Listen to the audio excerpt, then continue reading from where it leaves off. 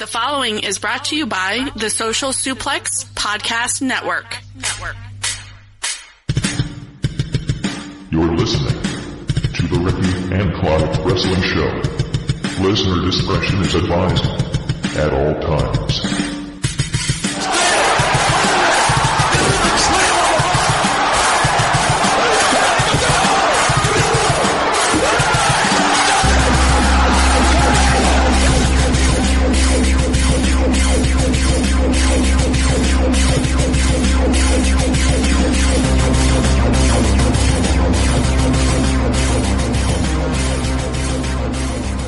Hello and thank you once again for downloading and listening to another episode of the Ricky and Clive Wrestling Show, part of the Social Suplex Podcast Network.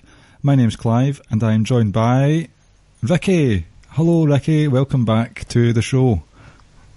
Oh, that's right motherfuckers, I'm back. It's good to be back. It's been a long 3 weeks I believe. According to Skype, the last time we spoke was the 27th of June. That can't be right, can it? It could be. I think it is. So this is the first time I've heard your voice in a month. That's true, actually. I can't say the same for you because obviously I hear you on the podcast when you've been recording with me. Mm-hmm. So, what do you want to talk about tonight? Let me preface that a bit better for you. Obviously, you've missed quite a lot of WWE product where you've not missed it, but you've not had a chance to talk about it. So I thought I'd just give you the floor for the first few minutes, touch on whatever you want. There's been some controversial topics in the news. There have been some controversial booking and pay-per-views. So, on you go. What would you like to discuss first? Trying to think. So, first of all, I may as well just say what I feel most passionate about. The fans that hijacked Extreme Rules main event, Seth Rollins and Dolph Ziggler. I've heard people use the excuses that they wanted the WWE title as the main event. I've heard people saying there were far too many pinfalls. And in that sense, I probably would have taken one off each person at least. I think I'm alright with how many went with, but I probably would have taken one off each. The problem is, some people saying when they started doing the countdown of the clock that it was because we didn't want this match to main event, or they were annoyed with how the match was going and the amount of pinfalls, etc. That countdown to the clock started before any pinfall took place. Mm-hmm. So that blows that theory out the water completely. Crowd don't know what the fuck they were doing and why they felt we need to do it.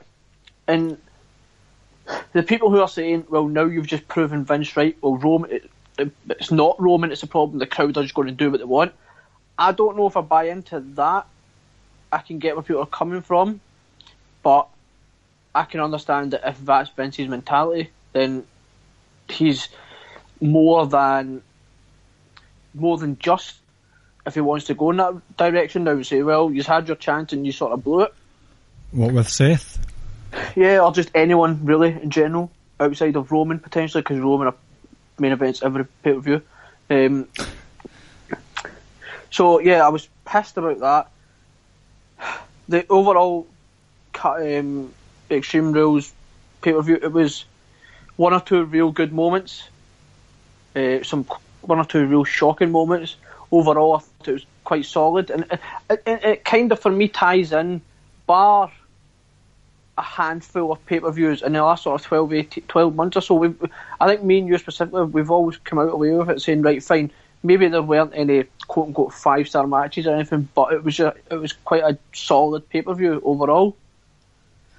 And that's what I left with Extreme Rules. Let's say a couple of shocking moments with Nakamura beating Jeff Hardy the way he did. But yeah, let's say the main thing you take from that is what happened in the main event, which was unsavoury.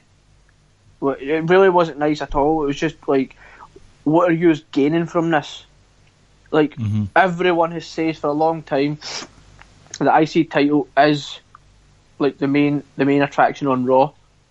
Seth Rollins, we've been blowing him up for the last 6 to 9 months. we wanted him to main event the pay-per-view. He got the chance, and people were too enamoured with the fucking clock. Yeah, I mean, you were hinting or suggesting that it maybe has blown Seth's chance of getting a main event again, but we've also said as well that the fans... We've also said in the past that Vince is stubborn with the likes of Roman Reigns, so, well, that's the general consensus among a lot of people. But I think it has shown that Vince is still stubborn, because we're going to get Dolph Ziggler versus Seth Rollins again at SummerSlam. So it's not as if he's just thinking, no, stuff it, I won't have them fight each other anymore. Seth is still in a featured feud for an important title. Don't know if there will be any stipulation, where it be on the card, but at least they're sticking to it, and it looks like it would appear that they haven't changed plans as a result of what happened at Extreme Rules. So that's a bonus. Yeah, I think this will be the blow off to the feud, though. So I'm kind of just projecting quite early. I'd imagine Dolph will retain. So I think that will be the end of the feud. For all we know, they could then potentially have Ambrose could come back, and we could get Ambrose and Seth versus Dolph Ziggler and Drew McIntyre. Who knows? Yeah, but that's it. It gives Vince that quote unquote that excuse or the ammo just to decide, no, well, I tried to give you what you wanted, but you look what you've done. So like I say, that left a real bad taste in my mouth, and it gets to the point that you see it happening quite often, and you just kind of want to now watch the matches on mute. But I will say this: I won't allow people to dictate how I watch it, so I'll sit and watch it with the volume on, because I'm not going to be satisfied either way. But I'm not going to give people the satisfaction of me having to turn the volume down. As much as they are corporate shills and they have advertisements shouted into their ear, it's having commentary and the sort of general ambience of a crowd atmosphere still helps me enjoy a wrestling match more, especially when it's in the likes of Full Sail, or like if they're like a hot Raw crowd or a hot SmackDown crowd, because they can be hot when they want to be. It's just, for some reason, the Extreme Rules crowd at the end of the night decided we're going into business for ourselves, and I don't think it's excusable, to be honest. No, I don't think so either. But yeah, that's all I really wanted to say about Extreme Rules. Do you have anything to say about a certain Terry Bollea, also known as Mr. America? Right, so Hulk Hogan, for anyone who's unsure of what the hell I'm talking about. So here's the thing, like, I've said to you, and I remember, I can't remember if it was pre-Social Suplex or while we were on Social Suplex, couldn't get out there, that we were once talking about Ric Flair, and I don't know if you remember, but I instantly said to you, I just don't get it when it comes to Ric Flair. And I think that was it was more than a little harsh, but see, when it comes to Hulk Hogan, I don't care about him. Mm-hmm. I've said it to you for a long time, I don't care. We never grew up in that era. We didn't. We grew up with Austin Rock. So I couldn't care less about Hogan. I understand what he's done for the business, and arguably outside of Vince McMahon, or even if you want to include Vince into it if you want, he may be the biggest and greatest name in professional wrestling history. He's certainly on that Mount Rushmore of alongside Cena, Austin and Rock, and that's not so much the wrestling ability, I think it's just what they've done for the business and how they elevated it, because it started kind of with, obviously started way back with Bruno, but then Hulk took it to a level, and then Austin, Rock continued, and then Cena, and people can't really deny that. But when he said what he says, it was all, you knew he was going to come back, you just didn't really know when. I don't think me, you, or anyone can tell anyone how they can feel about this. That's I think true. if you're pissed off about it, he's back, I think that's fine. If you accept it, that's fine. If you if you take like Rance is somewhat down the middle. He says I can accept him being back, like, but as long as he's never on TV, not advertised, etc. Mm-hmm. So he should, and I think Rance's exact quote was like he shouldn't make a dime from the company. Honestly, the Hall of Fame means nothing to me. I think it's a bit of it's a sham. The only time that I remotely cared about Hall of Fame was when Kurt Angle was inducted, but I think in you as well, that was more so because Kurt was back on WWE TV. It wasn't nothing to do with Hall of Fame. Uh-huh. And the only other time I will care is if and when Owen Hart gets in, because it kind of means like everybody's hugged it out or they're in talking terms, or at least they're on amicable, decent terms. And it'll be a big sort of moment. For me, it was... He never seemed genuine in his apology for what he said. Not at all. It was... I was recorded. If I wasn't recorded, if someone didn't do this behind my back... Which, and that act itself is kind of shady, that you've went and recorded someone without them knowing. But he never once really kind of apologised. He was like, look, I said something that I really shouldn't have said, and I'm sorry if I offended people. But it was more so, I apologise for being caught. And it was always, the message kind of comes across like, just be wary of what you're saying to people because you just don't know who's around. It was like, well, what you said was quite horrific. And like, for me, it's not even the words. Yes, it is the words that he used. But it was more the tone, and it was just utter. What when he says it, it was like it's just utter contempt. That was the kind of tone. It was like that's no way to talk about another human being just because of the colour of their skin. Yeah, it came across as a sort of dialogue that he's thought in his head for a long time. Exactly, and like I said, for me, it was just utter contempt. That's the tone that I got when he said it, and I was like, wow, like. You think that lowly of someone just purely because of the colour of their skin? Like, you judge a man or woman based on who they are as a man or woman, nothing to do with sex, race, religion, colour, skin, anything. You just treat them whether they're good or bad. So, in that sense, like, I don't think you'll ever get a proper apology, because if he's not done it now, what is the incentive to do it now? Because he's back in Hall of Fame and potentially could be back on TV one day. Well, but I think the bottom line is, a lot of people are happy to see him back because a lot of people grew up idolising him, and a lot of people are not happy to see him back, and I don't think we can turn around and tell anyone how they should be feeling. We can't, it's not our place, but we can give our sort of judge of character, as it were. And personally, Hulk Hogan is a scumbag. He really is, and he's a racist, self-serving, like selfish, disingenuous, politicking, sort of sad, desperate.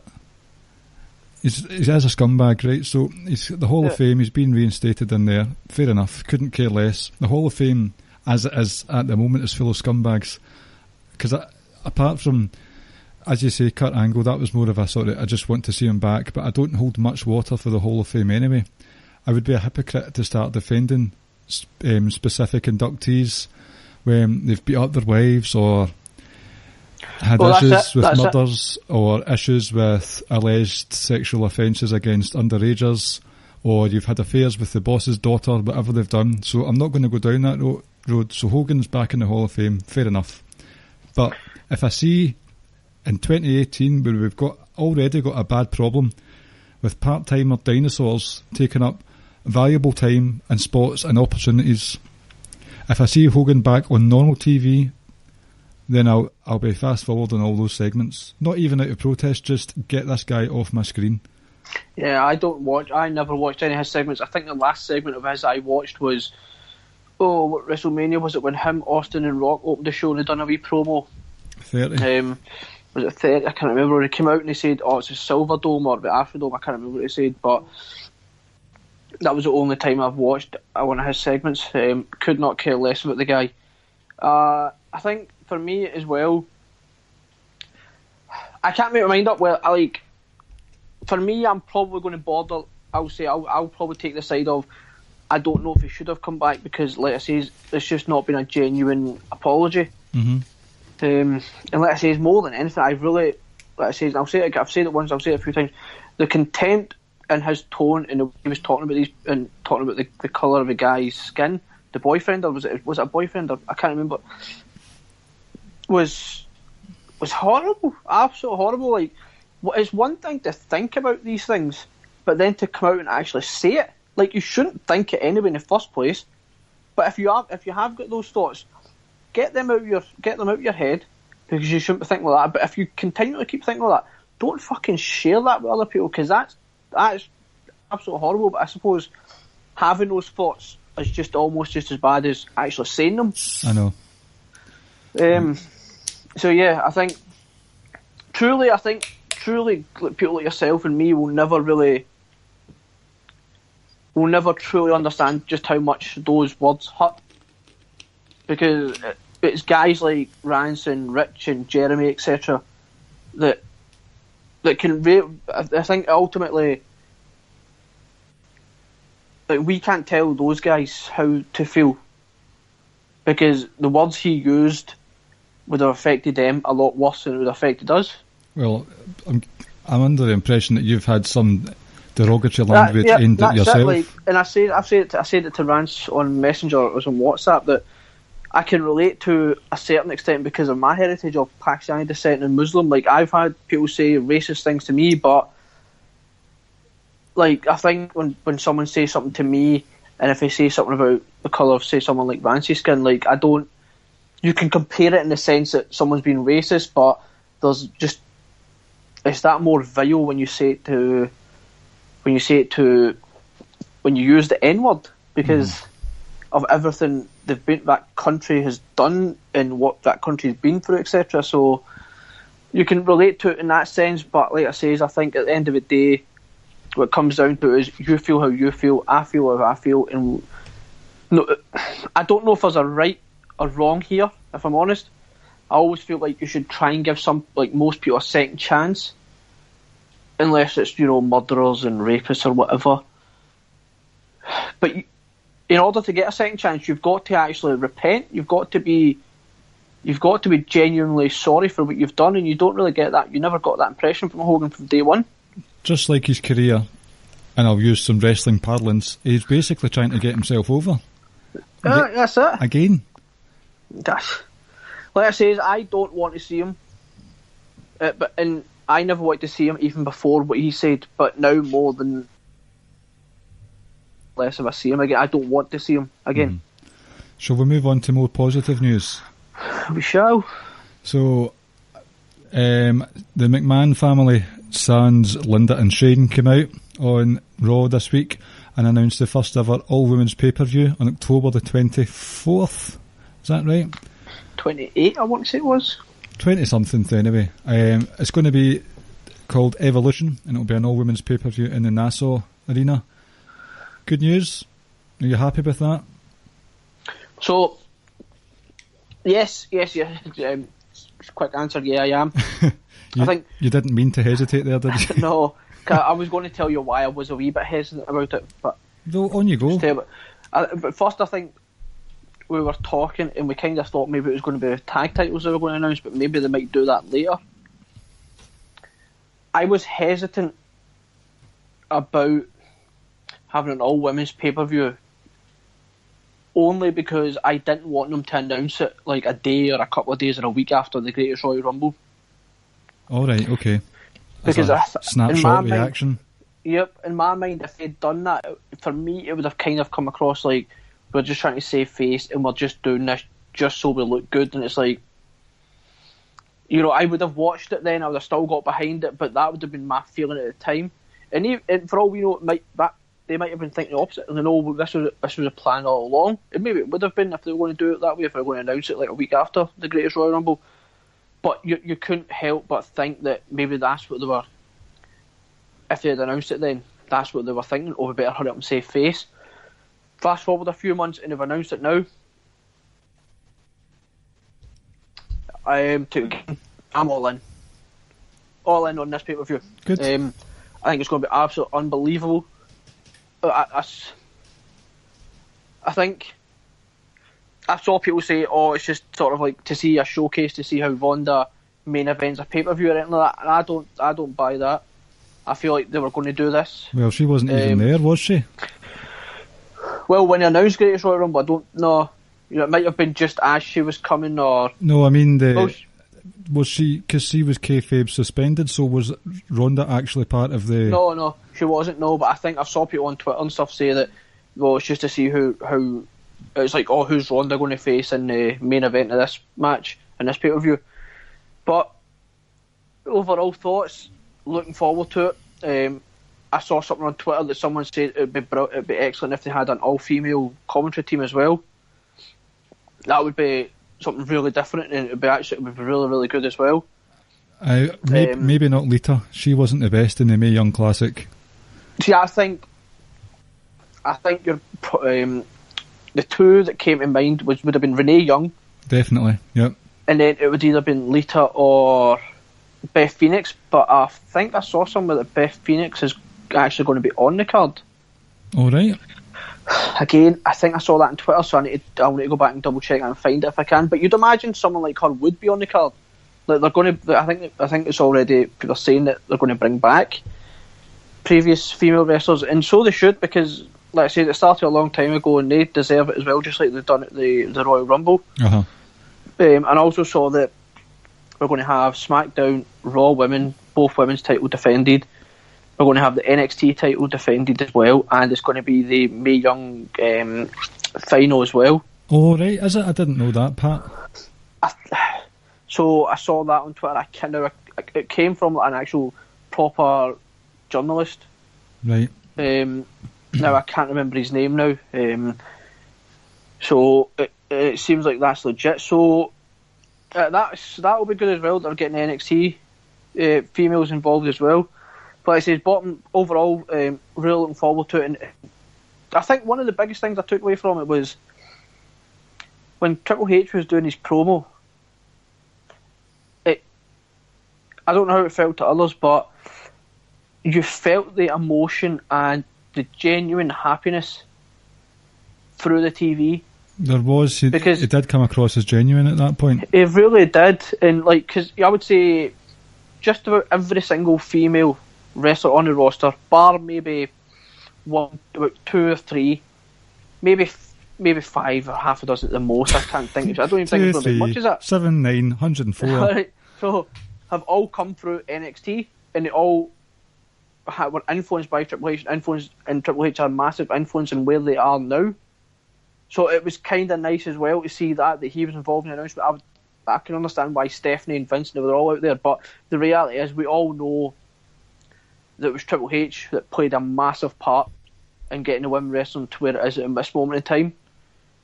And I'm kind of hoping when it comes to the pay-per-view, he has his fingerprints all over the matches and all up and down the card, because I think as much as the women deserve it, because they do, I think Triple H deserves recognition as well for what he's done.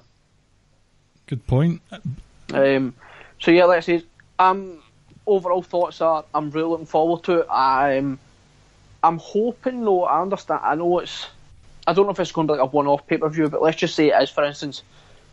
I'm hoping they don't just put anyone and everyone on the card just for the sake of it and start having these battle royals.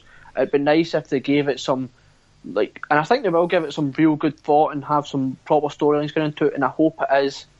I think it is the 28th of October, which is a Sunday, and that gives it that proper pay-per-view feel rather than being on a Wednesday or Thursday where you're just thinking this just feels like a house show in a sense. So I'm thinking they're going to treat it like a proper bona fide pay-per-view, and so they should. Yeah, I mean, I think it is a good idea on paper. The whole women's evolution thing, it's been on the crest of a wave for a few years now, and it's still riding high with all that's been done in 2018 alone. As for whether the pay-per-view will be a success, well, you touched on Triple H having his fingerprints over it. I would like that, but at the end of the day, that's all down to the writing team then. They struggle to hit, the writing team in general struggle to hit it out the park a lot of the time when it comes to pay-per-views. So I kind of don't expect this to be any different, just because it's an all-women's show. Like, it's not going to be fantastic because it's just all women. If it's bad, then barring like a sort of ECW December to dismember mitigated disaster, I just hope it's not felt that this was shit because it was a women's only pay-per-view. I'd rather this was shit because it was a pay-per-view written by an inept, nonsensical team of creative writers. Oh, you're going to get people saying that though. See, I know, but I guarantee. See, if every single match on the card is 0.5 star, people are going to say, "See, women wrestlers, they're useless. All they are, all these typical comments about a female. That's what people are going to come and say because people are already starting to say it now. But just I think I want to be positive towards it, but I know where you're coming from. I'm not jumping for joy. It's not a case of yes. I'm obviously happy. I think they do deserve it. It's just, as far as I'm concerned, if they want equality, then give them equality, and judge the pay-per-view on the quality of the creative and the booking. And I agree with you there. And I think I won't go into that pay-per-view with the mindset or the attitude, oh well, if it's not a very good match, it's fine. I'll just say it is just because it was a women's only pay-per-view, so I'll let them away with it. No, I'll go into it the same way I go into WrestleMania SummerSlam. I'll look forward to some matches or two, and I'll tell it the way it is. I won't try and say, I won't butter them up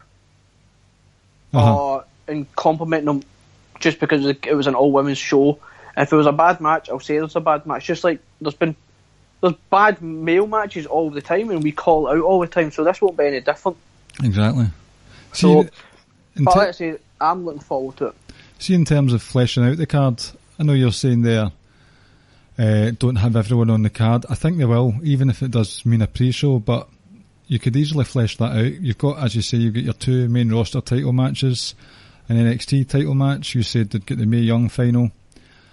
If they really wanted to, they could coincide it with the NXT UK women's title, depending on how the story's going with their booking. You could have one or two number one contender matches or something like a battle royal or a tournament. There's every opportunity for some sort of blood feud. Sasha Bailey, looking at you here. Maybe a tag match of some description. So I think it is more than doable to, one, flesh out the card, and two, make use of most, if not all, of the women's roster. That's what I'm saying. Like, when I say don't just throw everyone into a battle royal, like, because like we all have like a soft spot for something stupid, like some stupid gimmick or some wrestler or whatever. And mine's is that a Royal Rumble battle royal thing. I don't know why, but I just like them. Mm-hmm. But it's the same with the ones that we do at WrestleMania. Don't do it for the sake of doing it. Like, give us a reason to be excited for that match. Give us Ronda versus whoever. It's Raw versus SmackDown, or whoever wins it gets a title shot. I've said that before. You can spruce up the WrestleMania ones, and let's say if we do this for the all women's pay-per-view, just give us an extra wee stipulation, or even if you have a couple of moments in the match where, I'll just use Sasha and Bailey for example. They're in it, and then one eliminates the other. They'll even done at WrestleMania. Like, even if you just give us a couple of moments like that in the match, then it could be well worth it. But don't just give us a battle royal for the sake of giving us a battle royal. I would like it if, like I says, if there is some sort of caveat for the winner. Yeah, I don't think we'll see any sort of Raw versus SmackDown because you have Survivor Series as the next. Well, it would be the next pay-per-view, wouldn't it? Yeah, because Survivor Series that'll probably take place a few weeks later as well. Brand warfare stuff. Yep. But actually, if the reports are true, which match they're going to put on it, then that could be 4 like real stellar matches right there. We could get. Yeah, fingers crossed for the UK NXT women's match as well, of some description.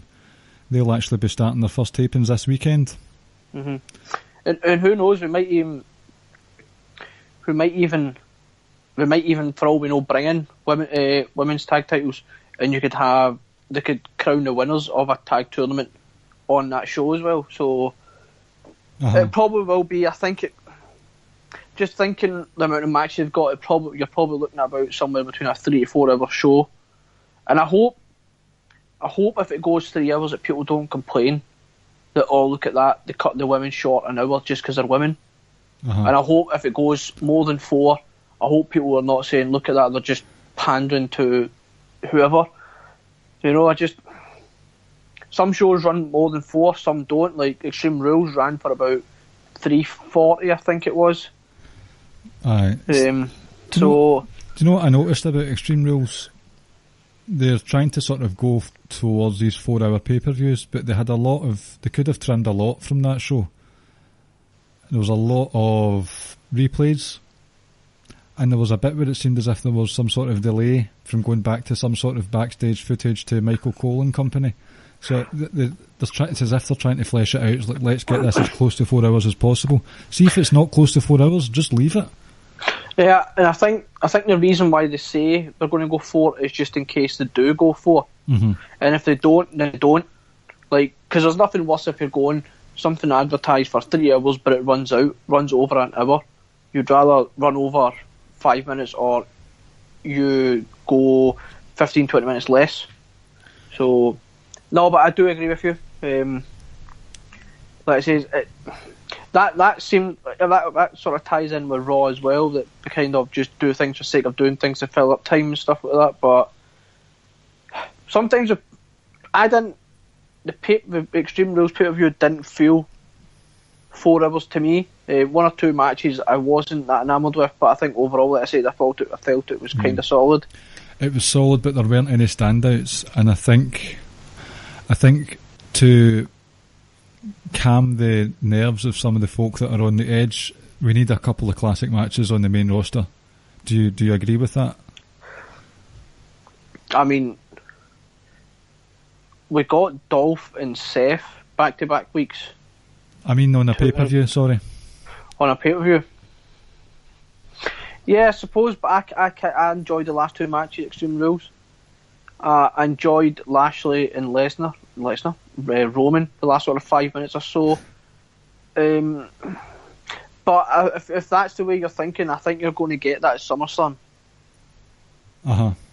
Is SummerSlam going to be 5 hours? Probably. Oh dear. That'll be a taking the next day off work kind of thing. What date's that? Do you know off the top of your head? Is it not the last Sunday in August? So it will be the 26th. I've had quite a few days off booked already, so I'm not sure if I'll get it off, but I'm sure I'll fit it in somehow. I think worst comes to worst for me would be 19th of August, so we're looking at 3 weeks on Sunday. Right. So I think if worst comes to worst, I'll probably end up needing to take a half day and finish at 12 o'clock the next day and just go somewhere and watch it before going to play football. So would that be the Chili Grill by any chance? I would go to the Chili Grill on Sucky Hall Street, and then I'd probably go to a Starbucks and just sit and enjoy it, and then go to football. What name would you put on the Starbucks cup? Your given name or your ring name? My given name. Cool. How do you think the build to SummerSlam has been so far? I know there's still a few weeks out, but we've had a few matches in it confirmed. I think when you just look at the card at the moment, and if you kind of project what you think is going to be on the card's looking pretty, in my mind, pretty damn good. You got Roman and Brock.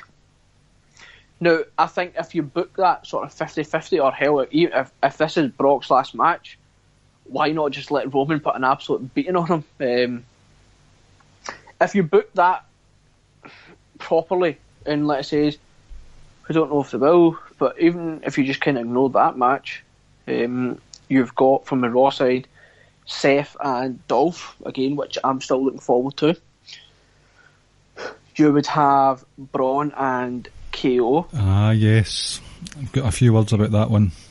We'll touch on it in a second. You would have, I'm assuming it's going to be B-Team versus a Revival,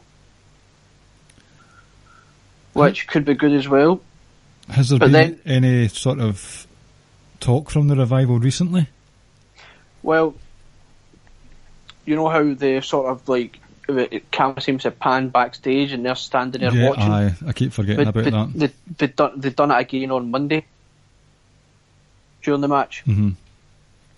So, and then you flip to the SmackDown side. We've got AJ versus Joe. First time ever. In WWE? Yes. Yep, of course. But their stuff when it was TNA back in the day was unfucking believable. Sterling stuff. Unbelievable. I really, really loved that stuff. And you had Christopher Daniels in there as well. I mean, that match alone is worth paying for it. Well, I do ask fans to be cautious about this, because last year we were all really excited about AJ Styles and Kevin Owens, and it kind of failed to deliver. We were clamouring for AJ and Nakamura this year, and people don't agree that was that great. Now we've got another dream match up for AJ Styles and Samoa Joe, so just don't get your hopes up too much. I think the KO one, even KO himself says it just didn't. It just wasn't. It didn't work. Nakamura and AJ Styles, I think most folk will say, do you know what? Outside that last sort of 30 seconds of each match, like, it was kind of decent stuff. I quite enjoyed that last man standing match, actually, when I think back to it. Yep, and we know what AJ and Joe have done done together in the past. I certainly know, and a lot of other people saw it. So in that sense, I'm always just going to get excited when I see these type of matches, and who knows if we're disappointed or not, but I don't know. Then you've got Bludgeon Brothers potentially. I think it's probably going to be the Bar. Yeah, hopefully that would be good. And that is going to be hard hitting and unbelievable to see. Ronda Rousey versus Alexa Bliss. We might finally get to see Becky win the title as well. I think we will. And then we're going to get Daniel Bryan and The Miz. And that storyline's been going on for 2 years. It's been going on for 8 years, 9 years. So... And then who else could we be looking at? There's a couple of other matches that will take place. We still don't know what's going to happen with Nakamura. We may get Randy Orton and Jeff Hardy. By the way, Hugh, Randy Orton is unbelievable as well. Yeah, that was very welcome this week on SmackDown. That promo is just what he's been thinking, like, this entire time for the last year, 12, 18 months.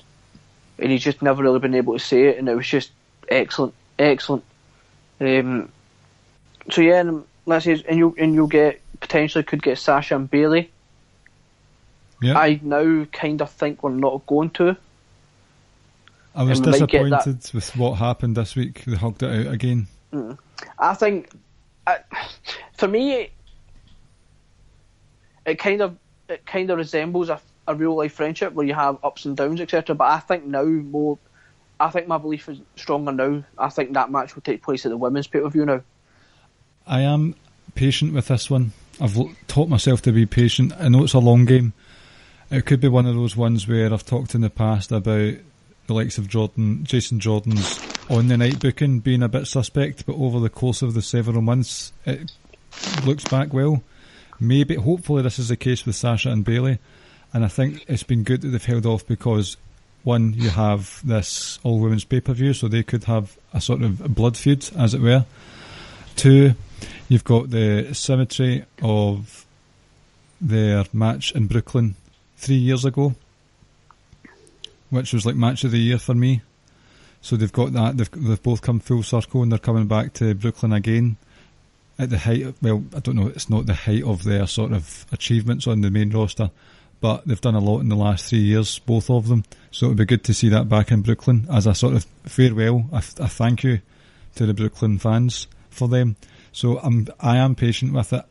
As I say, I was a wee bit disappointed that they hugged it out after the sort of interesting road that it took last week with Sasha bearing all a wee bit. And I think, like you say, sorry. It's just long term. I think in the end it probably is going to turn out to be okay. Sure, we might have wanted this match for SummerSlam, we might have wanted this match before, but there is a kind of story that they're trying to tell us. So, and everyone believes that WWE can't do long-term booking and long-term storyline, and when they're trying to do it, we're not really going to give them credit. I think they do it more often than not, actually. Sorry? I think they do long-term storytelling more often than not, especially these days. Well, Daniel Bryan and The Miz, we can say 8 years, but really it's been 2 years in the making, and fine, they might have stumbled into it by pure luck that Daniel Bryan got cleared, because that looked like it was never going to happen under WWE.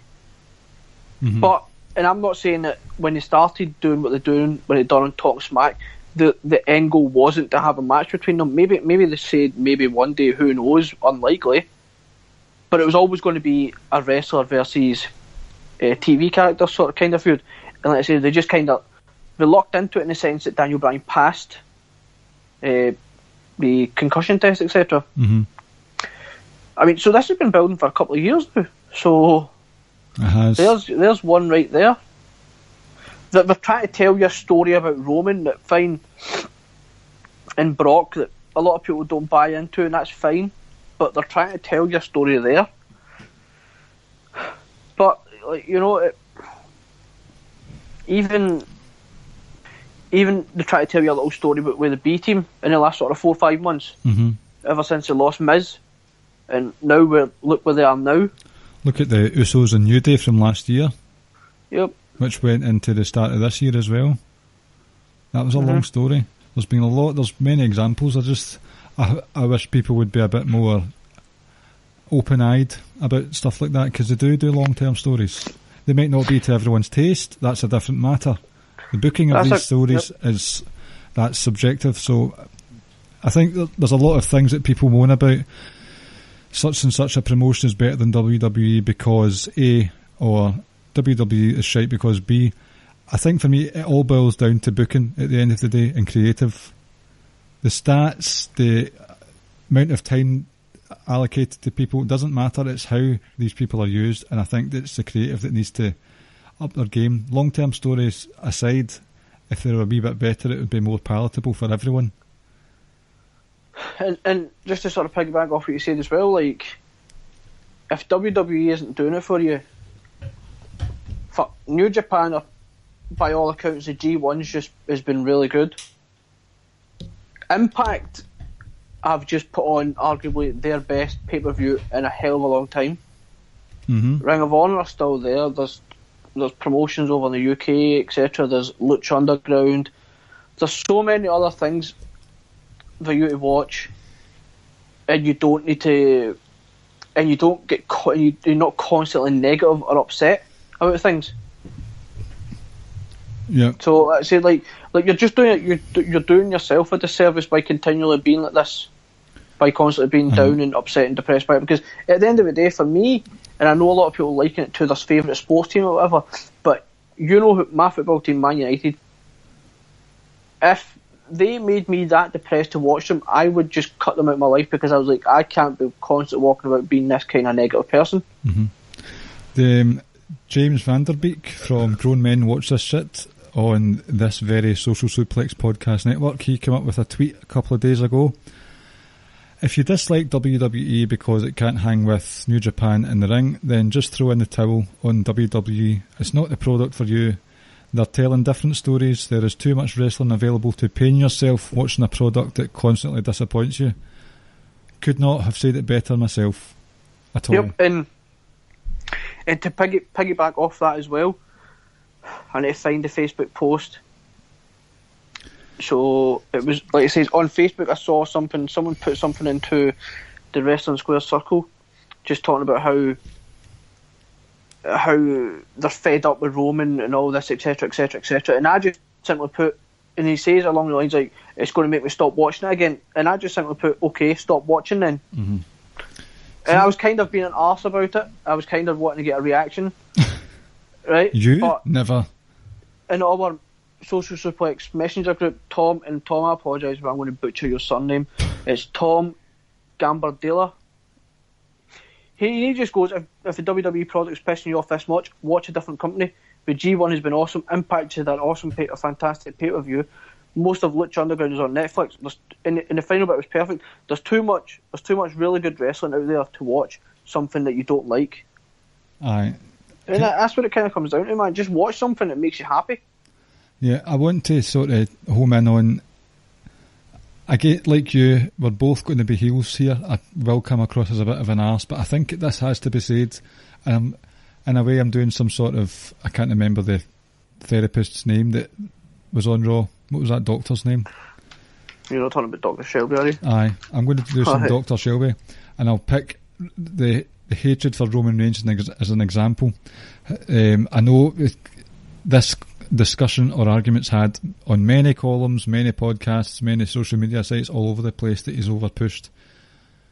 So I did a wee bit of maths. Since he's lost the title, the sort of main event title he's had, off the top of my head, 5 title opportunities all in all. Does that sound right? So you had his rematch with the triple threat against the Shield guys. Mm-hmm. Then Kevin Owens. Yep. The title opportunity. Then the Sheamus one. That was after. I'm talking about since he lost when he had the WWE title run in after he lost to Seth. Oh, right, yeah. Right. And then the 2 against Brock. The 2 against Brock, you had 2 against Kevin Owens and... The triple threat. Triple threat and the SummerSlam match. So he has Fatal 4-way. 5 or 6 or something like that. And in 2 years, there must have been 20 odd pay-per-views in there. He's lost more pay-per-view matches than he's won, as far as I'm aware. He might have main evented more pay-per-views than I would like personally, but it's not everyone. There's arguments about how much time he takes up on Raw, and I will include pay-per-view main events in this conversation. I think that perspective might be a wee bit skewed. I don't think he takes up as much TV time as you would think, but for anyone who thinks Roman's at the forefront, so I'm trying to, how do I word this? For anyone who thinks that there's a chance that there's a possibility that they're just so obsessed with going through the nuances of Roman's booking with a fine tooth comb that they're at the forefront of their mind, so it just comes across that he's on TV all the time. See if he bothers you that much, just stop it. Just don't think about it. Watch something else if it really bothers you. You'll free up your Mondays or Tuesday nights. It'll free up space in your DVRs. I remember reading somewhere when I was reading something else, if you don't read it, it doesn't exist. Well, if you don't watch it, it doesn't exist. Just get rid of the thing. Do your own well-being a favour. Stop stressing about how many main events he's had. At the end of the day, he has a boss to answer to. It's not him that's making these decisions. Roman, he's not my favourite wrestler. He never has been and he never will be. He's an alright wrestler who could be better in the ring. Sorry, could be better on the mic. But come on, who cares that much? So, to piggyback on that point, right? Folks, Monday Night Football, Benton Football starting in about 6 weeks' time. You can watch that on Monday night instead if you want. Right? At the end of the day, like we says, your constant negativity, it's just going to bring yourself and others down around you. Just be in a positive frame of mind. Like you said, watch something else or just change the channel. Out of sight, out of mind. Look at what James Boyd did. He was upset with, I don't know if upset's the right word, but he wasn't happy with how things went down at WrestleMania season, the telly afterwards, and he said, I'm giving it a break, I've got some sports to watch. Fair enough. Exactly, and he's kept in touch with the product, just either through just happening to see stuff on his Twitter timeline or just certain things popping up in that, but he doesn't watch it on a weekly basis. So even if you just do that, just tune in for the pay-per-views, because maybe if you tune in for a pay-per-view, because we don't watch New Japan every week, I tune in for certain pay-per-views, and I've said it before, I get to have the luxury of going in and just saying, I couldn't care less who wins, don't care what the storyline is, don't care about anything, just give me a good match, and you can go in with that attitude towards any WWE pay-per-view. I think when it comes to Roman Reigns specifically, I think he's a good wrestler. He can be better on the mic. His Raw promo is really good. That one there. But folks, we're forgetting there's a whole different audience. There's a different fan base from us. Like, kids, but and I would assume the vast majority of them absolutely love Roman. We can't just completely disregard that part of the fan base and that part of the audience just because, like I said, like people like yourself or people in our age bracket are not happy with him. But there's a whole different part of the audience that absolutely love Roman Reigns. And another thing, folks, there is a bigger elephant in the room than Roman Reigns being quote-unquote on TV too much or whatever. It's your Universal Champion who's not on TV enough. Oh, beautifully put. Fuck Brock.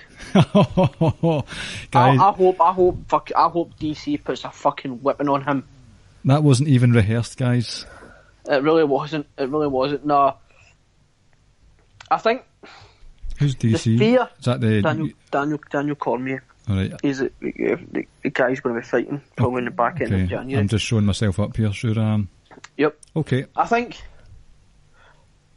now, I believed when we saw the whole thing that Lesnar done with Cormier in the Octagon, which was Vince McMahon and the WWE creative team would have been proud of that segment because that was excellent for wrestling. Okay. At the time, I thought Lesnar was going to walk into, at least, I thought he was going to go into the Daniel Cormier fight as the Universal Champion. And Rance went one further and said he was going to go to WrestleMania next year. But I think now, we're all genuinely believing that he's going to drop the title now at SummerSlam. Do you really think that? Is that your... I do now. Because I was Why? utterly convinced he was going to hold it till the DC fight. Why? Surely they can't have Roman lose again. Like if it was Lashley, I might be thinking otherwise, but I'm thinking surely they can't have Roman lose again. Surely not. Remember? And I think all the other thing as it kind of lets you sort of get carried away is that KO and Braun for the briefcase, as you called a wee while back, like that as well makes you think, oh my, like, well, why are they doing this match? Maybe they're going to do it now because they're going to put the briefcase on KO. Yeah, what's the point in having that stipulation in the first place if it's not going to play a part later on, either down the line and I think that's what a lot of people are thinking. The only other thing that I can think of is if Lesnar retains, he's advertised for the next night on Raw, as if Braun just comes down that night and say, fuck this, I'm cashing in right here, right now, and he beats Brock. Right. So that, like I say, there's a couple of factors where I think he's going to drop the title, but I was convinced he was going to drop the title at WrestleMania, and I was even more convinced he was going to drop it at the Greatest Royal Rumble. So, plans change. Hashtag card subject to change. I'm not sure. I'm not too convinced that he will drop the title, especially with this. I'm making up Vince's fantasy in my head, but with seeing Brock in the Octagon with the red belt round his waist, probably gets him all excited.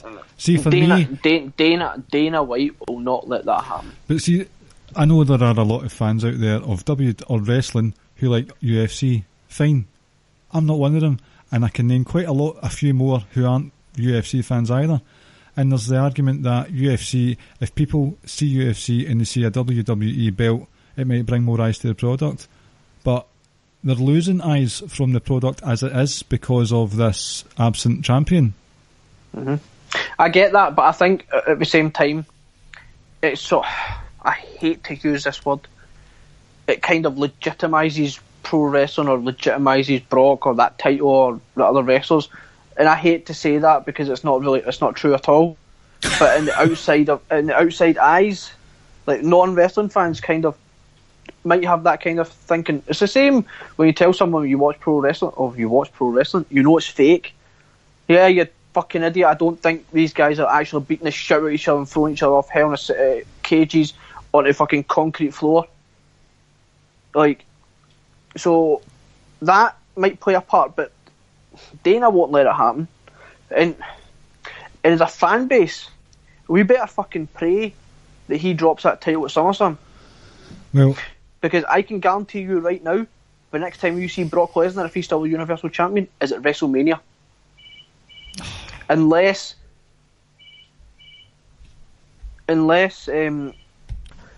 they have him defend it at some point either in September or October, because Brock's he submitted his first urine test or first sample to USADA last week or earlier on this week, but he's got to be in a testing pool until at least the 5th or 6th of January, they said, so certainly the first week of January. So the earliest he could fight is basically like the 8th or the 9th of January, right? Mm-hmm. To go into such a fight, you would be having an 8 to 10 week camp, probably closer to 10, I would say. So you count back from January 10 weeks, that would take you, say, mid-October. Let's just say the absolute latest, the last week of October. He would then need to get a title defence in between SummerSlam and mid-October, where there's maybe one or two, maybe two pay-per-views. And I don't see him dropping it there. And then, because like I said, there's no chance he's going to come and defend or appear on Raw or anything while he's training. And you can't guarantee he's going to be at Royal Rumble because he could be busted up, he could be anything.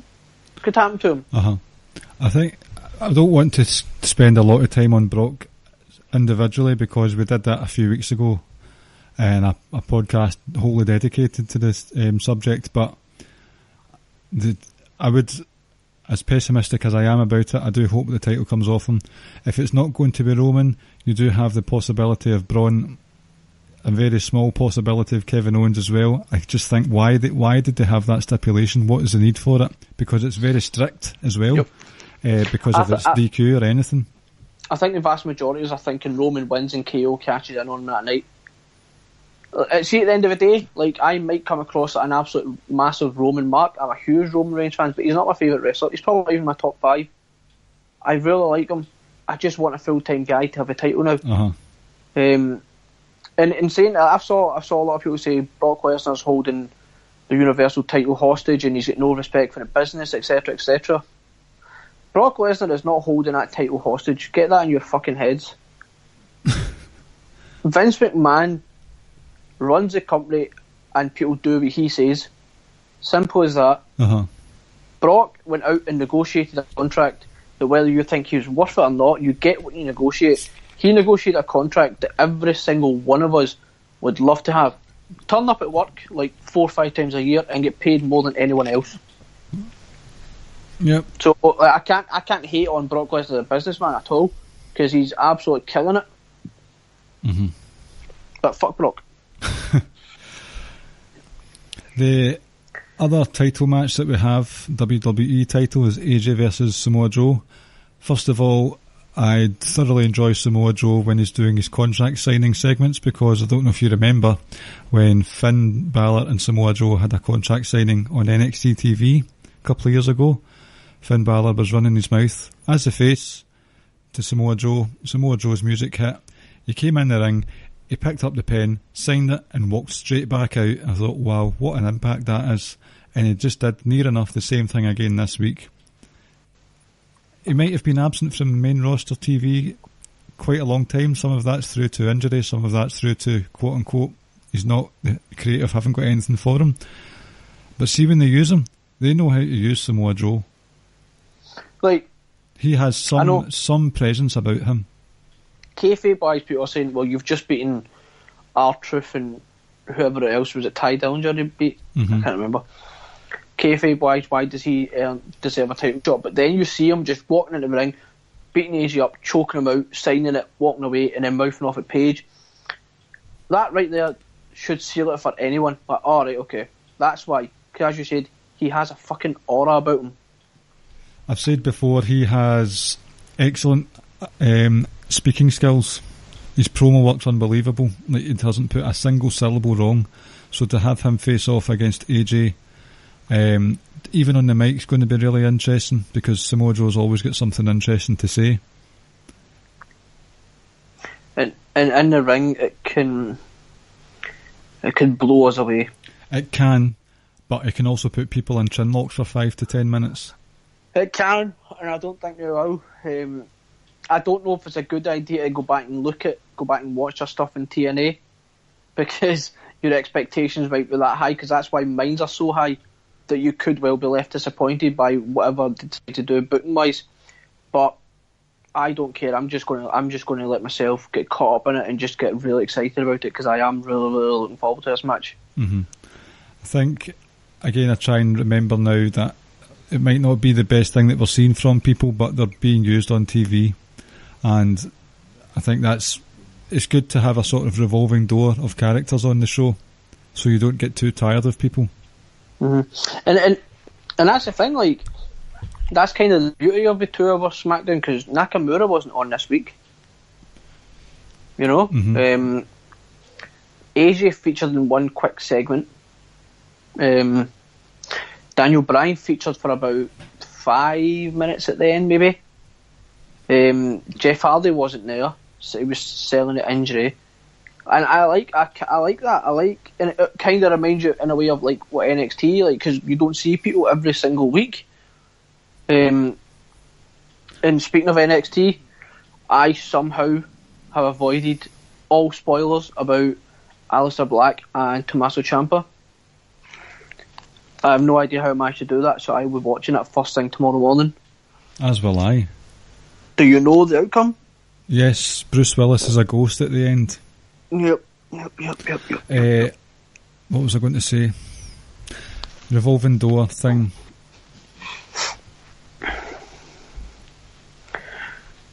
Revolving door thing? Yes, I remember now. Revolving door about people being used sparingly. Authors of Pain come back. Well, they've been back for a while, but they had some promo time this week, and it looks like the reason they were away is because they were sort of learning some elocution lessons, because they came across very articulate Monday night. The problem with Authors of Pain, right? Not talking about mic work or anything like that, because it was always Paul Ellering during the NXT days that done the talking. They kind of ran out of like where to go in NXT, like what was next, but they were also not ready for the main roster. Yes, I fully agree. So like they were just really caught between a rock and a hard place. What do you do? Because they literally had nothing else to do down at NXT. Uh-huh. I don't think we're going to see them getting a title shot yet, because I think it's going to be B Team and Revival. But I certainly think come round about, I don't know, say October, November-ish, we could definitely see them in a title picture. I certainly feel the Revival are next anyway in line. Uh-huh. Do you know, and what you were saying there, that's why I've got no issue at all with them pairing up with Titus Worldwide for a programme for a short space of time, for a couple of reasons. One, that you're moving away from the comedy segments that we got in the tag team division too often on Monday Night Raw. Titus and Apollo, not the best of wrestlers, not the best of mic talkers, but it's one of those ones again, revolving door, more people are getting used, you've got a lot of people on the roster, you need to keep wrestlers fresh, as it were. You can't have a super card every single pay-per-view. I know we've got SummerSlam coming up, but it's good to just keep it fresh, and also it's always good to have a different tag team feud that's out with the title scene as well. Yep, and on SmackDown we could maybe, with the returning of the Bar returning and Sanity debuting a few weeks back, that's bolstered that division as well. So now it's not going to be just about the tag titles on SmackDown as well. Mm-hmm. So let's say, because now you could potentially maybe get Uso, Sanity, or I think the Bar will win it. But then, like I say, I don't think you could always go back and do Uso's New Day because of its such good chemistry as well. Mm-hmm. I think there's been just about enough time for people to sort of get behind that feud as well. See, quietly, they're doing quite a few decent things over both shows. Very slow, very subtly. It's just the things that people don't like. They're being shouted about on Twitter. So, but see SmackDown, they actually, if it was Road Dogg, then I hold my hands up and doff my cap to you, because they sort of cleaned up a few issues. Well, not a few issues, but they did a callback with James Ellsworth interrupting AJ Styles' contract signing, saying it should be him to win the world title. And that was quite funny. As a result, Paige fired him, so that was him out of the picture. And then after that, they had the Becky Lynch match with Carmella not having any ringside interference to help her. I thought at one point Carmella was about to win that. I think she hit it with a super kick right at the end and got a very, very close 3-fall. And then Becky managed to roll her up into the disarmer. I thought Carmella was about to win that. And the other thing, we got Almas versus Rusev as well. Yes. And I know a lot of people have not been impressed with what they've done with Almas since they came up. But a lot of people need to remember that a lot of people don't know who Almas is anyway, because they're not sure. They don't watch NXT. I mean, he was only even in the main event scene of NXT for a short space of time. He didn't have the longevity that your Finn Balor's or Nakamura had or anything. Yeah, pretty much from, what was it like? When did he win it? Was it War Games? No, it wasn't War Games. Was it War Games win the title? So it was back like he was there for about 6 months, maybe. 6 months sounds like a long time, but a lot of the focus has been on Gargano and Ciampa in those 6 months. Especially at the turn of the year. Mm-hmm. So I'm okay, but I would like him by at least the latest by Survivor Series. I would like him to be in that US title scene, potentially having a title as well, because I don't think his time isn't yet. I think maybe this time next year he'll be in a WWE title scene. Yeah, I agree. I think with what's been going on, again, I'm trying to teach myself to be patient, especially with the NXT call-ups, because we've seen in the past people get skyrocketed to the very top straight away or very quickly. For example, Kevin Owens with John Cena and Finn Balor with the Universal title, stuff like that. Paige winning the Divas title straight away. But if they play the long game, it is reward. I mean, at the end of the day, the creative team of the main roster aren't going to change everything at the drop of a hat just because you get 4 or 5 main roster rookies. And let's say sometimes it just comes back to the whole thing with Authors of Pain. Sometimes it just, where do you go NXT once you've been in the main title scene, held the title, etc. There might not just be anything for you there, but at the same time there's just not anything for your main roster. But you're kind of stuck in limbo. Where do you go? Mm-hmm. Like I said, I'm going to be patient with Almas because I've got such high hopes, and like I say, I'm kind of excited what they could do with him in the future. And the same kind of ties in with Daniel Bryan, because like a lot of people want these kind of dream feuds, dream matches with him at the moment. But it's like, man, just look at that. Look at the other side of the coin. Like, you've got so many dream feuds that we could potentially get now. Yep. It's good. As I was saying earlier, not every show has to be a supercard. They have to be decent booking, decent matches. We're still lacking in them, I think. But I think a lot more emphasis needs to go back onto the big four, because for me personally, I've not been happy with WrestleMania for a good few years. The Royal Rumble's, it's not my favourite stipulation of the match anyway, so I usually prefer the undercard of those pay-per-views. Survivor Series has been good. I've enjoyed the Raw v SmackDown element the last couple of years. SummerSlam, hit and a miss, I would say. I think more focus should go back onto the big four. So with that in mind, if Almas if his time's not now, then keep him fresh for something like the Survivor Series where he can have a spotlight moment in the 5v5 match or a good showing in the Royal Rumble, for instance. I think we should just be patient and just because they're going to. You would think, but he's going to be a big player on SmackDown, and he's only 28 years old as well. So he's still a young guy. And like we said earlier, if you're not patient, then there's NXT, there's even 205 Live if you want it, there's Impact. He's potentially going to be a What's that, sorry? Back for a long time now, so... Sorry, you cut out there, what was it you said? Caleb's been banging on about Impact for a long time, so... And it turns out he was kind of right. Yep. So, anyone who was dissing Impact, please issue Caleb an apology via his PayPal account, which is impactmark@gmail.com.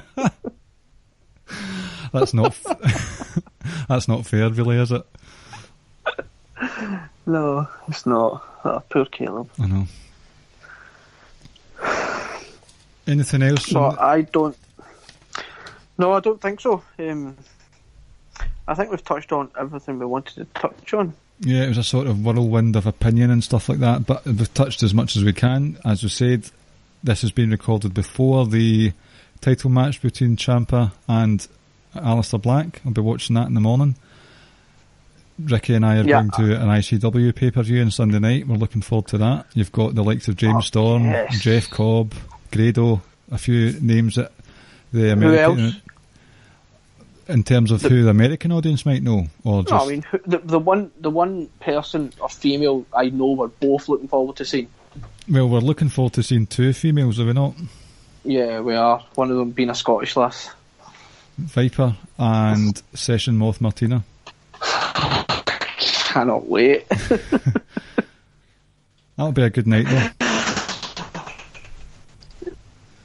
though. The great Jeff Jarrett will be on. The great Jeff Jarrett. The second best Double J on the planet right now. the first being Jermaine Jackson. So yeah, I'm looking forward to that. Like I say, it's kind of stunned that I've not had that title match spoil for me. So, like I say, we're watching it in the morning and look forward to it. Good. Shall we finish the show with a quiz tonight then? Yep.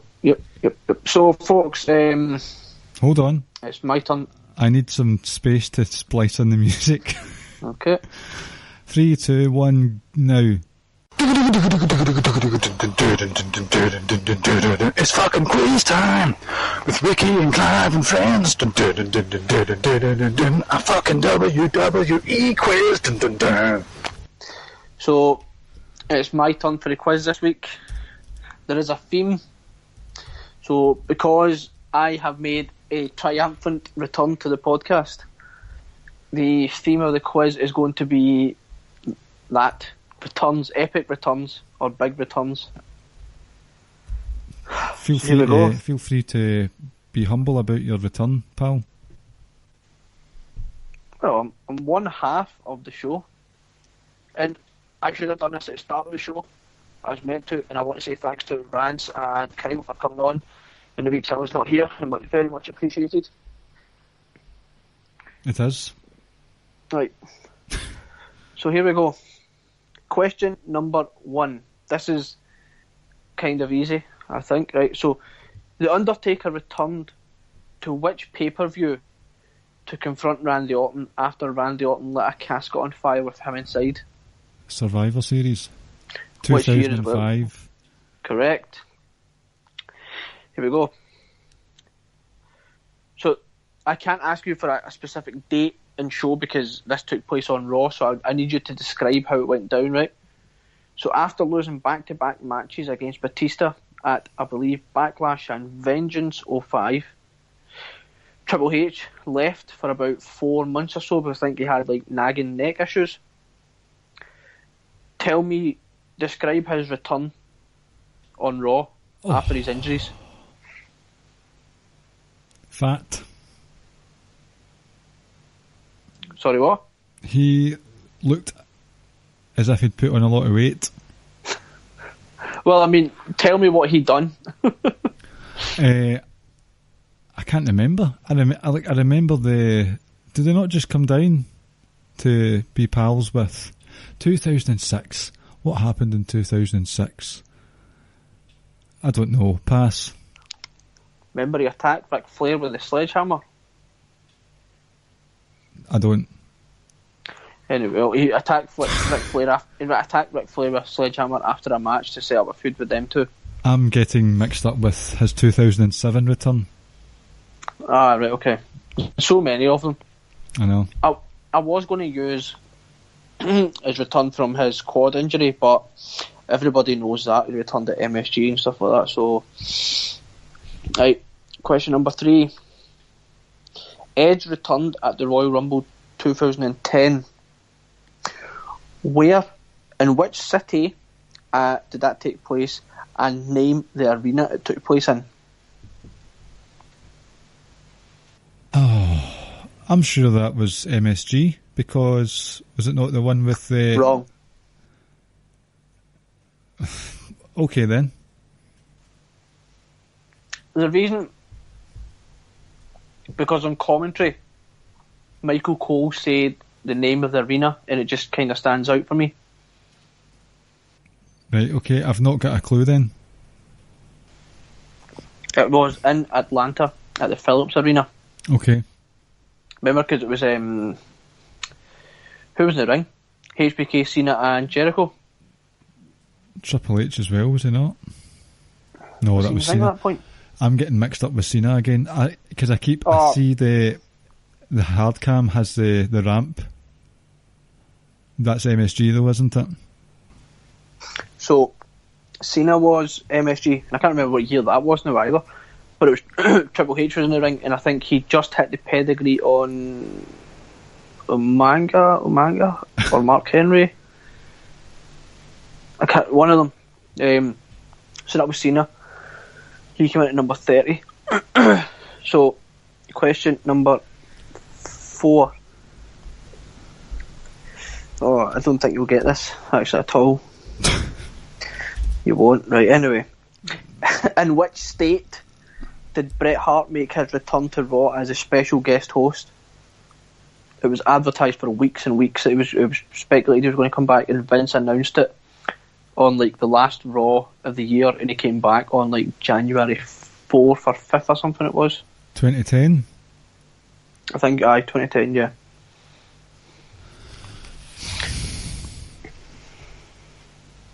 I'm going to...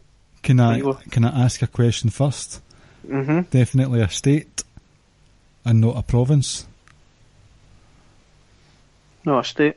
Okay, was it Texas? No. Okay. It's in the northeast-ish or north. There you go. Anyway, the Miz comes from there. Sugar.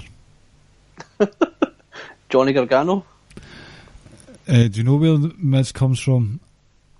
Wisconsin. I can't remember. I don't know.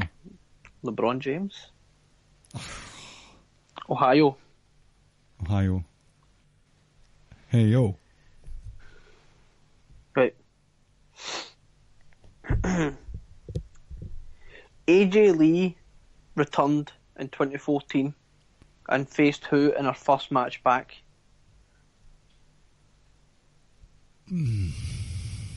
When in 2014? I believe it was either the back end of June or July, I think it was. So she was gone for about maybe between 8 and 12 weeks.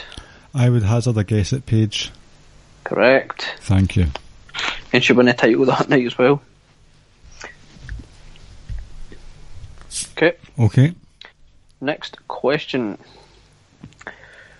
Do you? I need to know if you remember this guy first of all. Do you remember Lord Tensai?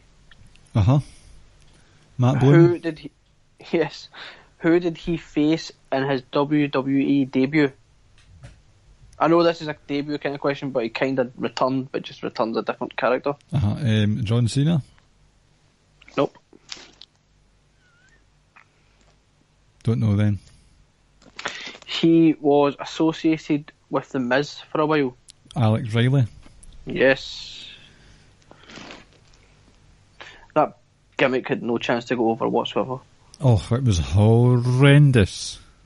The mad fake painted on tattooed across his face as well. Poor Matt Bloom, saddled with so many. Oh, he's doing well for himself now. I know, it's a miracle, because he was a tattooist, he was a sort of bouncer for a strip club or something. He wore leather pants, he wore no pants, well, he did wear some pants, he just singlets. Oh. And he used to just run about going, a lot of the time. Oh, my goodness, right. Dude Love debuted in which match or against who? Was it Austin? Was that against Austin? No, but Austin was involved in the match. I'm not sure. Right, so it was a tag match, and their two opponents have passed away. And they're related. Right, they've passed away and they're related. And we mentioned one of them on the show earlier on. And one of their siblings was actually mentioned in the quiz. I've hit a blank. Owen? Yes. Both of them have passed away? Mm-hmm.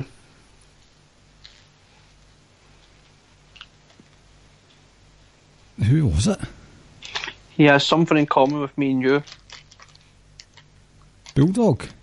Yes. Well, they were siblings-in-law, but I'll give you it. What? It's true. I know. I should have been maybe clear about that. Right, last question. Remember when The Undertaker returned at Judgment Day 2000? Oh, I remember it very well, yes. Came down his bike. He had that epic Titantron stuff going on. Oh, God, aye. That was creepy with the little girls. Uh-huh. What was the score between Triple H and The Rock when The Undertaker came down? Maybe it was an Iron Man match. 5 each. Well done. I told you, I remember a very vivid memory of that last 5 minutes. Because they sort of mucked the finish up a wee bit. They had to rush things. Because Rock was down 5-3, I think, with about 7 or 8 minutes to go. Maybe 10. And then when it went to 5 each, all of DX and everyone came down. And they all attacked The Rock. And then Taker came down and cleaned house and then got disqualified. That was a shocking return, that one. I know. Came down his bike as well. His ginger hair. the ginger taker.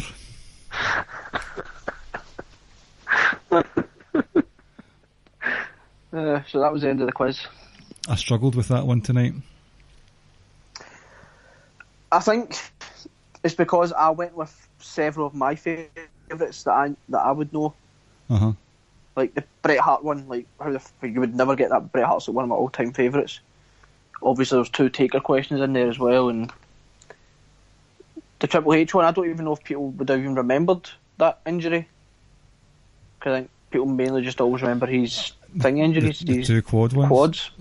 Yeah, that was a hard one, and I wonder if people. How did you get on with the anagram one last week? The pay-per-views. Oh, like, I'm terrible on the spot with quizzes. Mm-hmm. Like, if you would, like, text me and stuff like that, I can get it all for just sort of, like, casually talking. I could do it, but see, when it comes to the actual quiz, my mind just goes blank. I absolutely capitulate under the pressure.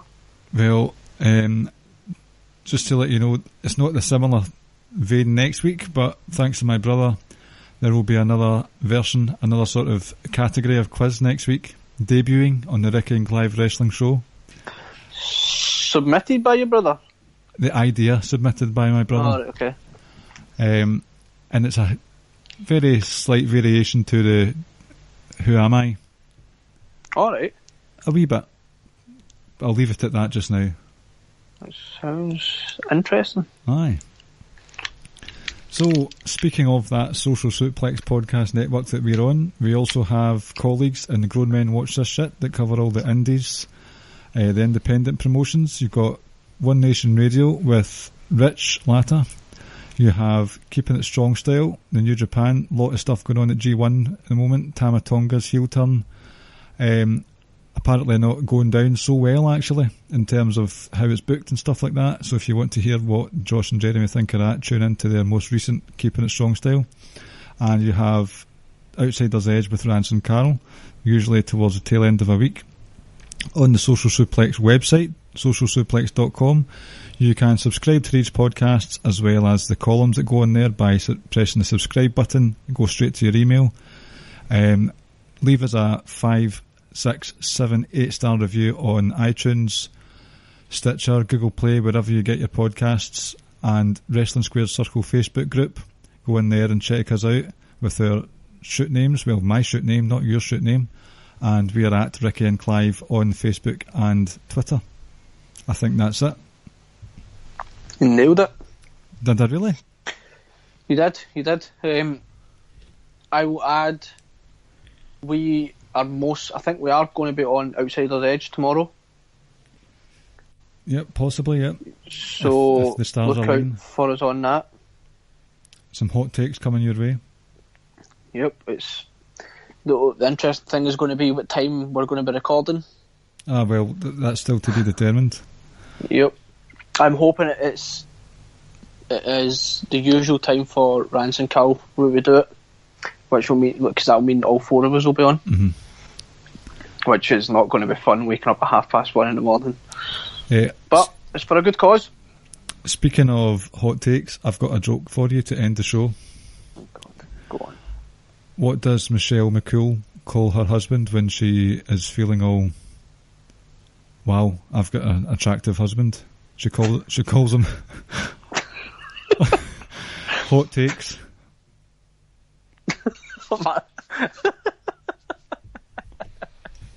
I like that one. Do you? I like that one. Oh, let's see if anyone else does. Oh, I'm sure they won't. Okay. Well, no, I think Rance actually likes some of your jokes. Maybe he just laughs out of pity for me. No, I don't think so. Maybe. Before we go, guys, I just remembered I had to cut back on that note again. Good night. I had a dream about Dave Meltzer a couple of nights ago. Take care, folks. Where I was walking back, for some reason I was walking back to a house that I've never seen it before, it probably doesn't exist, and Dave Meltzer was following me home, and I didn't really say anything. I was like, are you Dave Meltzer? I just sort of, he was asking for directions somewhere, and I kept thinking, that's Dave Meltzer, I'm going to ask him if I can get a picture with him. But then I wasn't so sure to ask him, not because I wouldn't say starstruck, but it turns out that it looked a lot like my mum in the dream, so I didn't ask him in case it was my mum.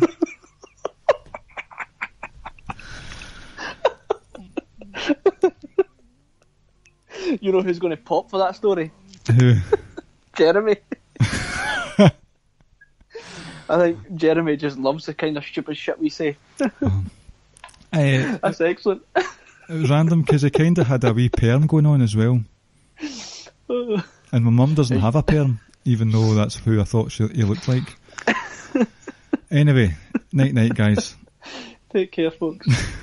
Thank you for listening to the Ricky and Clive Wrestling Podcast. We'll see you next time.